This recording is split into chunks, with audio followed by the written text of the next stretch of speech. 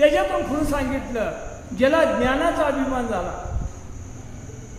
पोथीपुराण वाचला, माझ्यासारखा कोणच नाही, मला पूर्ण मी आता ज्ञानी आहे, त्याला अहंकार उद्भवला. त्याला काय सांगितलं भगवंताने, ते म्या यमाशी निरविले, त्याला संपूर्ण यमाकडे पाठवलं म्हणून सांगितलं, कारण त्याला अभिमान आला. साधिता माझी भक्ती का ज्ञान, ज्यासी चढे ज्ञानाभिमान. बघा कसं आहे भक्ती मार्गामध्ये, खऱ्या अर्थानं जो भक्ती करतोय तर त्याला जसा तो ज्ञान त्याला आत्मसात करत करत करत त्याच्यामध्ये तो शांत होत जातो. त्याचा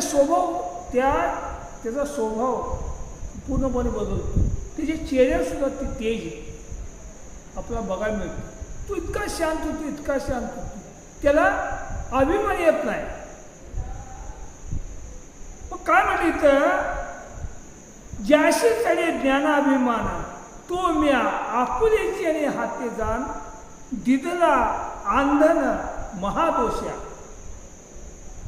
ज्याला ज्ञानाचा अभिमान आहे त्याला महादोष म्हणलेला आहे.